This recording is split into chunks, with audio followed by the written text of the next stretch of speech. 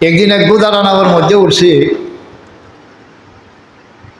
নৌকা বুঝাই গেছে, দৌড়িয়া গিয়া হয়েছে আমার লই যাও। একটু অপেক্ষা করছে, অপেক্ষা করার পরে আমি গিয়া সবার লাস্টে বসে, আর কেউ নাই আমার পরে, আর কেউ নাই, আমি একবারে সবার লাস্ট। তাহলে গিয়া উঠছি কোথায়, একবারে নৌকার মাথাটার মধ্যে।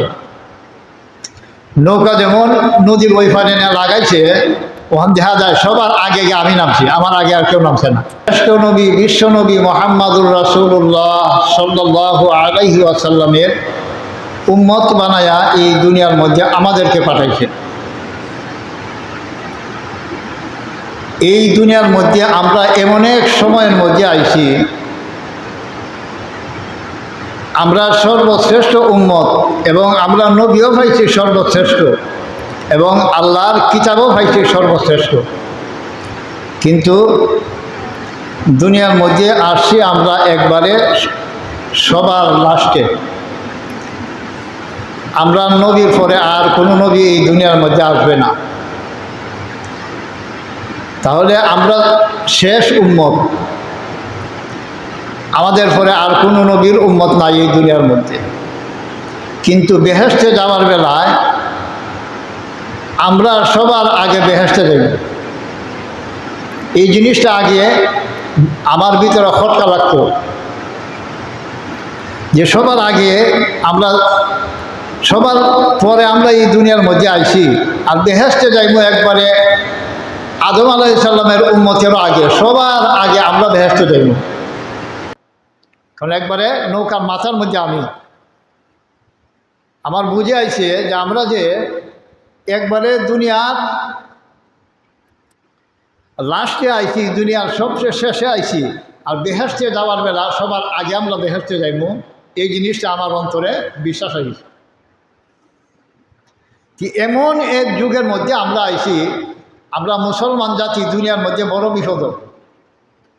দুনিয়ার মধ্যে প্রায় 200-250 কোটি মুসলমান আছে। চতুর্দিক দিয়া ইহুদি, নাসারা, বেঈমান, মুশরিক মুসলমানদের উপরে নির্যাতন করে। মুসলমান দুনিয়ার মধ্যে শান্তিতে নাই, যেই জায়গায় মুসলমান এই জায়গায় নির্যাতন। এমন বিপদের মাঝে দুনিয়ার সমস্ত মুসলমান। এর কারণ আমরা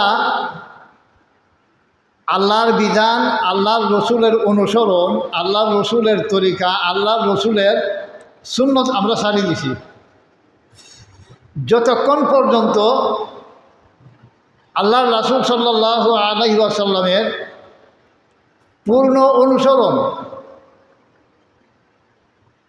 একবারে পরিপূর্ণভাবে রসুলের তরিকা অনুসরণ করলে যদি আল্লাহর বান্দার বান্দিরা চলে, উম্মতরা চলে, তাহলে এই মানুষের প্রতি, এই উম্মতদের প্রতি আল্লাহর গায়বী সাহায্য আসে।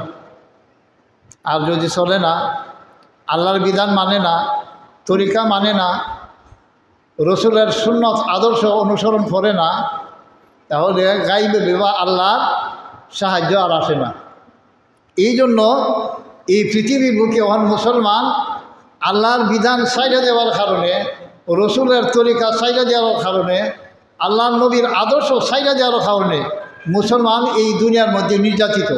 আল্লাহর গায়বী সাহায্য আর আসে না। এই দুনিয়ার মধ্যে সাহায্য আইছে না, সব সময় আল্লাহর সাহায্য প্রাপ্ত হয়েছে মুসলমান। অহন বর্তমানে মুসলমান নির্যাতিত কিতার লাগি আল্লাহর আদেশ নিষেধ এগুলি মানুষের ছাড়িয়ে দিছে। তারা কিতাব করতে করতে তারা রয়েছে দুনিয়া, কিন্তু তারা টার্গেটটা রয়েছে আখেরাত। আমল রয়েছে আখেরাত মুখা। এই দুনিয়ার থাকছে, কিন্তু জীবন পরিচালনা করতে কিভাবে আমি আখেরাত লাভ করতে পারবো, কিভাবে আমার আল্লাহর সাথে আল্লাহর সন্তুষ্টি আমি অর্জন করতে পারবো। কিন্তু বর্তমান যুগে আমরা অবস্থা কীরকম? আল্লাহ কইছে যে কুকুরের ঘুষ খাওয়া কিতা হারাম, শুকরের ঘুষ খাওয়া কিতা হারাম, মদ খাওয়া হারাম, ঘুষ খাওয়া হারাম, সুদ খাওয়া হারাম। না, হারামের মধ্যে কোনো বেশকম আছে? মানুষ রেটক দিয়ে খাওয়া হারাম, জুলুম করে খাওয়া হারাম, কিন্তু হারামের মধ্যে কোনো বেশকম নাই। আমরা খালি কুকুরের গুছ আর শুকরের গুছ খাই না, আর বাকিটা চূড়া চূড়া আমার মধ্যে এই অভ্যাস আছে। এই হারাম খায়া যে ব্যক্তি আল্লাহর ইবাদত করব, আল্লাহর বন্দেগী করব, যদি এই ব্যক্তি হারাম খায়া, সমস্ত দুনিয়ার মুফাসসিরগণ একমত, আলেম উলামা একমত যে খানা কাবার গিলাফ দৈরেও যদি খান্দাখানি করে, এই মানুষটার ইবাদত বন্দেগী আল্লাহর কাছে কবুল হইত না। হারাম খাইলে ইবাদত কবুলের শর্ত হালাল খাওয়া। তখন খালি আমরা কুকুরের গুছ খাই না, এটা হারাম, শুকরের গুছ খাই না হারাম, আর বাকি টাকিটা এটা অবস্থা আসেনি আমরা মুসলমানের মাঝে, নাই, অভাব নাই। এই জন্য আমরা মুসলমানের এই দুর্গতি, সারা দুনিয়ার মুসলমানের মধ্যে ইহুদি, নাসারা, খ্রিস্টান, বেঈমান, মুশরিকরা মুসলমানদের নির্যাতিত করতেছে, মুসলমানদের মারে। মুসলমানরা টু শব্দ বাইর করার ক্ষমতা নাই। কিতার লাগি আমরা হারাম খায়া আল্লাহরে ডাকি, আল্লাহর কাছে দোয়া করি, দোয়া কবুল হয় না। আর যদি হালাল খায়া যদি আমরা আল্লাহরে ডাকতাম, দোয়া করতাম, তাহলে অবশ্যই অবশ্যই আল্লাহ ডাক আমরা কবুল করবো না। আমরা চিন্তা ভাবনো কেমনে খালি মানুষের ঠকিয়ে খাইতাম, কেমনে মানুষের মাইরে খাইতাম, কিভাবে কোন উসিলায় কিভাবে খাইতাম, এইটাই আমরা মুসলমানদের মধ্যে সমাজের মধ্যে চলে গেছে।